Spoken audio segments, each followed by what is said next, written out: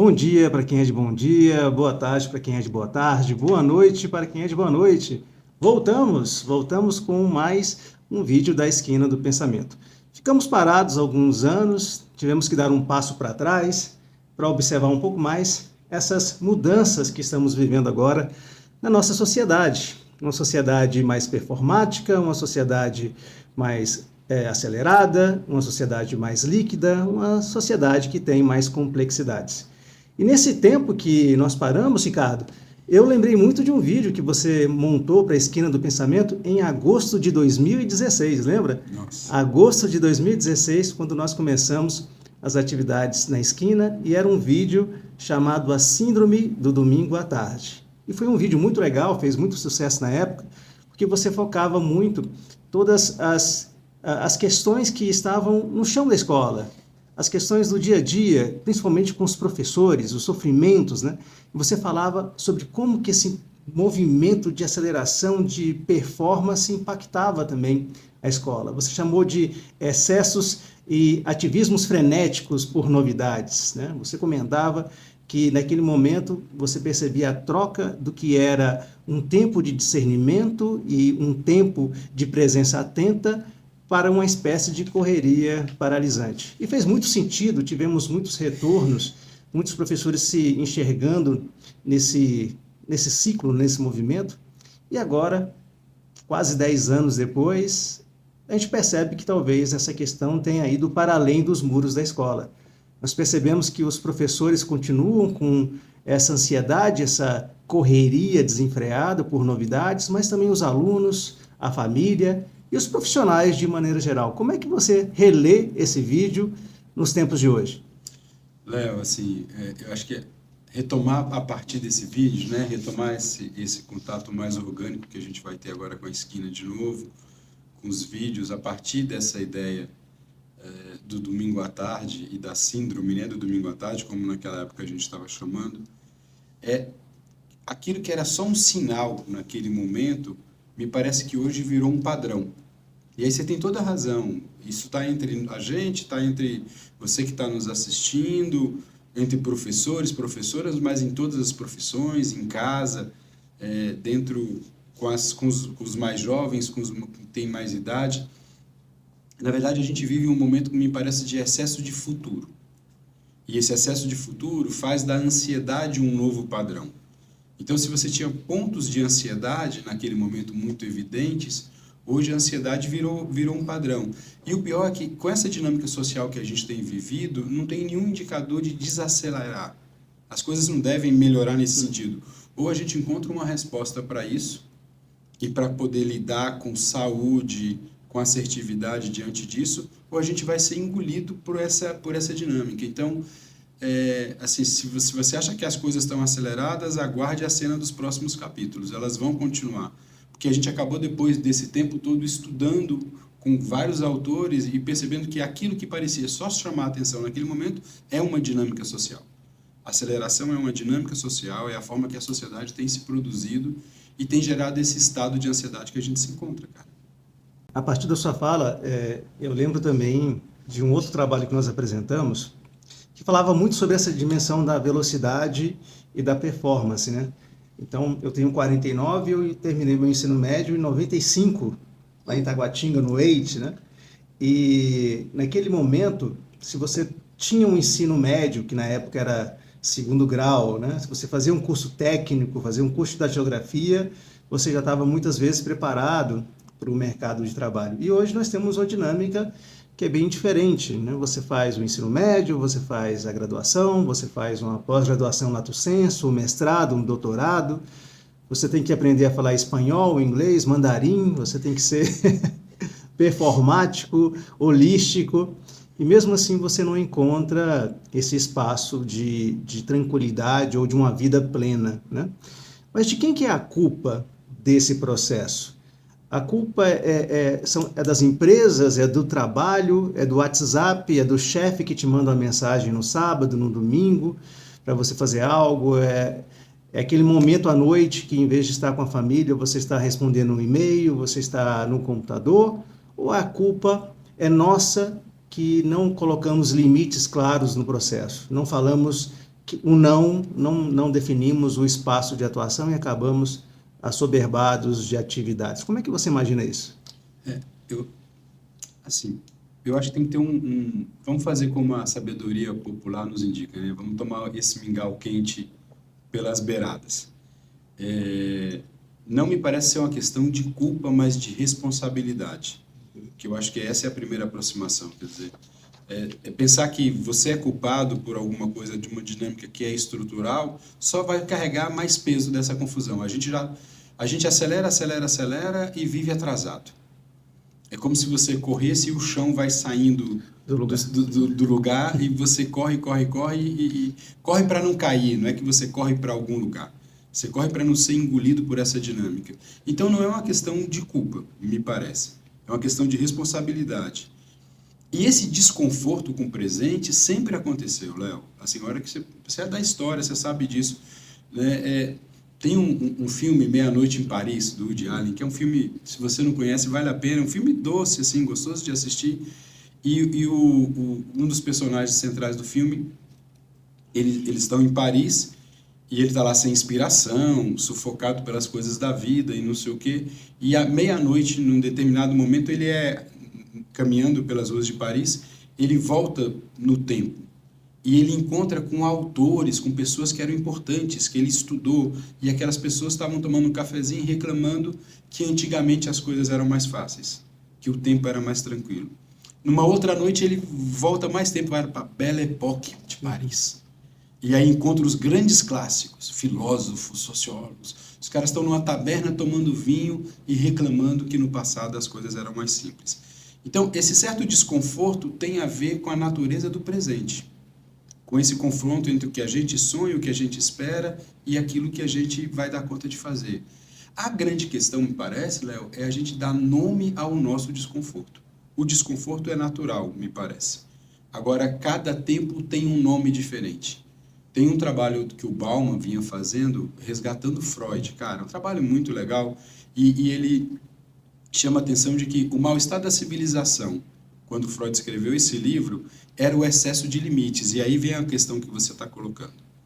E o Bauman projetava, olha, se o Freud escrevesse um livro hoje sobre o mal-estar da civilização hoje, não seria o excesso de limites, seria o excesso de possibilidades. O que nos oprime não é a falta hoje, mas o que nos oprime é o excesso. O excesso da agenda, o excesso do desconforto, o excesso das perspectivas, das expectativas que a gente tem. É interessante o que você fala, e eu percebo um certo antagonismo em algumas questões da nossa vida. Você falou no conceito da história. Se olharmos para a história da humanidade, muitos autores escrevem sobre isso, nós estamos em um momento da nossa história que, na verdade, nós nunca produzimos tanta riqueza como nesse momento. Nós prolongamos a expectativa de vida para 76 anos as mulheres, 72 anos os homens, e agora nós estamos vivenciando um envelhecimento que é muito diferente do que havia no passado. Nós temos acesso a uma medicina, né, que é consideravelmente superior à que tínhamos no passado. De maneira geral, existem dados e espaços onde podemos verificar, temos menos pobreza e menos morte do que num passado, quando comparados a partir de um determinado contexto. Isso para dizer que, de maneira geral, materialmente, estamos melhores do que no passado. Mas emocionalmente, mentalmente, talvez não. Surge essa dúvida. E eu falo isso porque, escutando também muitos filósofos, autores, palestrantes, essa crítica a uma vida acelerada e focada somente no trabalho, né? Essa vida meio que workaholic que nós vivemos, né? Como isso traz problemas na nossa saúde, nos nossos relacionamentos, mas ao mesmo tempo nós temos que pagar as contas, nós temos que possuir determinados recursos financeiros para poder garantir, inclusive, a vida de outras pessoas, né? Quem tem filho, quem está nesse processo todo. E, ao mesmo tempo, nós temos uma certa vaidade, né? De ser os grandes resolvedores de problema. Hoje, você já comentava comigo isso alguns anos atrás, hoje você vai conversar com uma pessoa que é importante numa empresa, pergunta como ele está e ele fala assim, nossa, estou muito cansado, tenho trabalhado muito. E você percebe um semblante cansado, mas é quase como se fosse uma vitória, quase como se Sinal de fosse orgulho, um né? sinal de orgulho. Eu estou cansado porque eu estou dando a minha Eu sou vida, importante. porque eu sou importante, né? E em cima disso, né, nós temos que garantir um mínimo de sustentabilidade. Mas nós estamos em um meio que é altamente performático. Qual que é o meio termo disso? Como seguir um caminho seguro? O curioso é que eu acho que não tem segredo para isso. Apesar de muita gente querer vender segredo dessas coisas, eu particularmente acho que não tem os 10 passos para, joga para o universo que a coisa volta para você. E também não tem uma dimensão que essa é uma outra característica desse tempo, que não estava claro isso há 10 anos atrás. Que é até o descanso virou descanso funcional. Hoje a gente não toma mais cafezinho, você faz network. Você não lê um livro, o que você faz é aumentar o seu capital cultural. E você não descansa, o que você faz é se preparar para o trabalho, é um repouso funcional. Então, é como se a gente tivesse uma relação utilitária com tudo, inclusive com o tempo que a gente tem para o descanso. E a saída, me parece, Léo, se tem uma saída e não é uma fórmula mágica, é reconhecer o lugar do limite de novo e o lugar da contradição. Me permite só voltar atrás numa coisa que você falou agora, me fez lembrar da contradição. A gente sempre, quando projeta futuro, sonha futuro, não sei se você vai lembrar de um desenho dos Jetsons, não sei se vocês lembram desse desenho, né? E aquele desenho tinha um problema, do ponto de vista do desenho social que ele representa da sociedade, é que a tecnologia chega para todo mundo de um jeito igual. E esse é um problema. Você fala assim, o futuro ainda não chegou. Cara, do ponto de vista da tecnologia, de IA, o futuro está aí. Ele chegou. Só que ele chega de forma desigual. O drone que entrega uma comida faz parte do mesmo ecossistema do mototáxi, que para completar aquela entrega vai comer comida fria. Entende? Para ele entregar comida quente, ele vai parar debaixo de um viaduto e vai comer comida fria.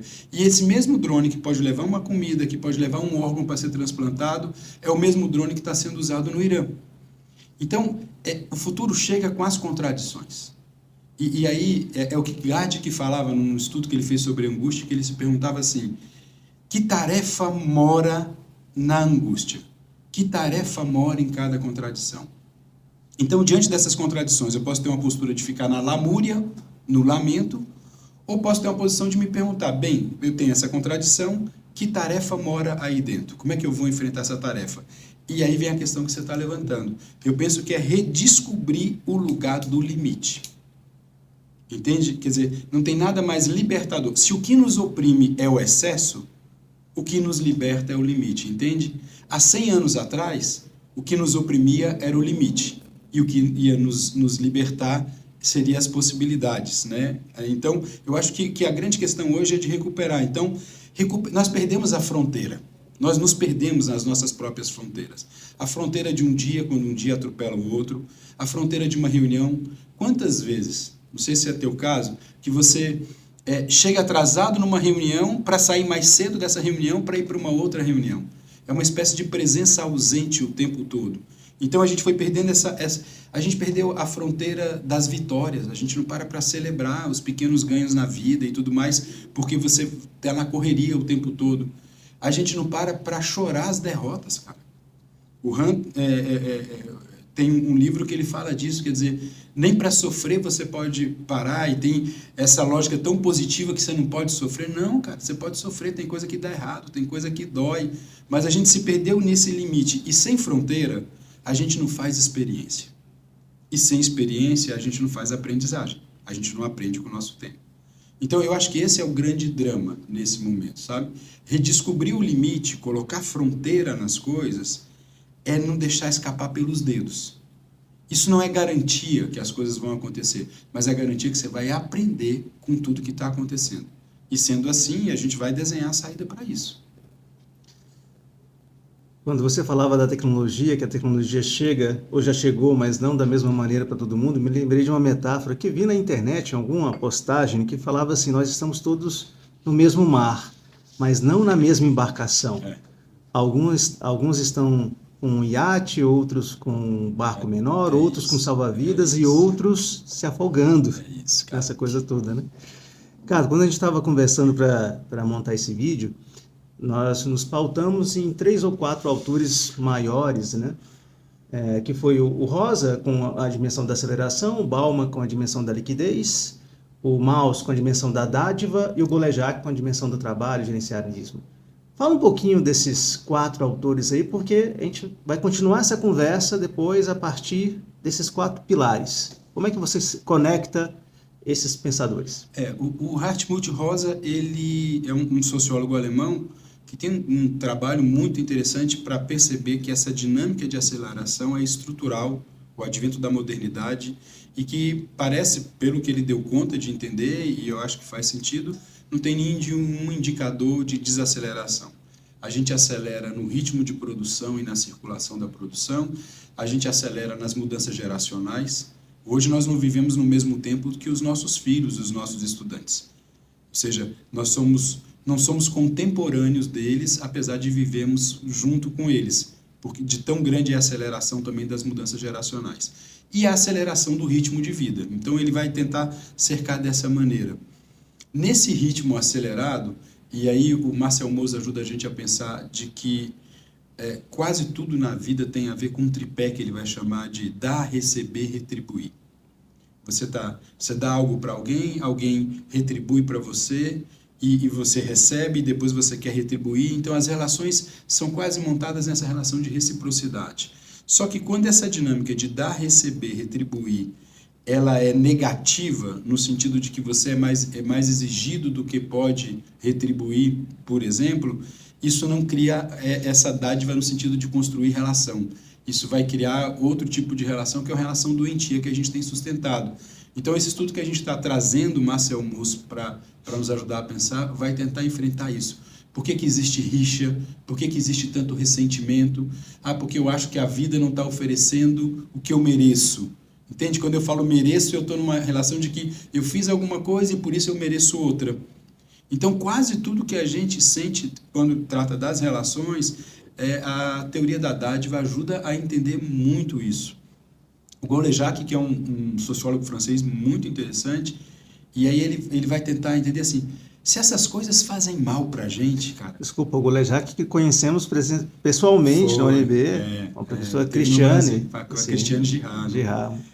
E o Golejac, então, assim, que é uma figura muito interessante, e aí ele vai falar assim, se isso faz mal, por que a gente cai nisso? Entende? Se isso nos engole tanto, por que você quer ser performático se isso depois vai te fazer mal? Mas é bom fazer coisa bem feita, é bom ser elogiado, é bom ser reconhecido.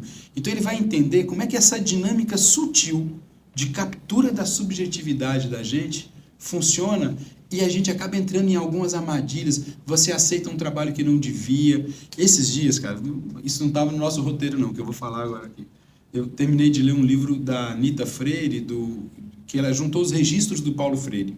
Os vários registros, manuscritos mesmo, do Paulo Freire. E um dos registros é muito interessante, que ele fala assim, eu não devo mais aceitar um curso com esse assunto, com essa quantidade de horas. Para esse assunto precisa ser um curso maior, senão eu não aceito. Olha que interessante, quer dizer, ele estava se apropriando de algo que ele tinha acabado de viver, que possivelmente não deu certo ali, e ele falando, olha, eu tenho que colocar esse limite aqui, e mesmo que me chamem de novo, é um curso importante, mas então eu tenho que lidar com isso. Apesar de eu querer, é um curso importante, tem um reconhecimento, mas eu não vou aceitar porque nesse parâmetro não vai funcionar bem. Então o Golejac ajuda a gente a entender por que a gente entra numas frias na vida, apesar de você se dar conta disso. Então esses autores estão permeados, tanto aqui essa nossa conversa de hoje, como os desdobramentos que a gente tem pensado, né, cara? Pessoal, e essa conversa, é claro, ela não cabe em um vídeo curto como esse, né? Um retorno curto como esse. Mas, como nós estamos retornando, preparamos um texto para vocês, um pequeno material para avançar, né? Com essa ideia de performance, de tempo, dessa síndrome do domingo à tarde, quando a gente começa a sofrer por antecipação pelas questões de trabalho da semana, e ele traz alguns exercícios que você pode fazer na prática. Então, pega esse texto, está aqui no link desse vídeo, dá uma olhada, depois comenta o que você achou.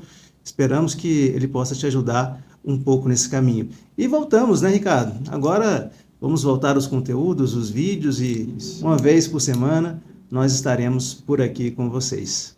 Nesse material, a gente vai retomar uma ideia que você já ouviu também em vários outros autores, e talvez em várias conversas, que é o lugar do não, e como é difícil falar não. Sim.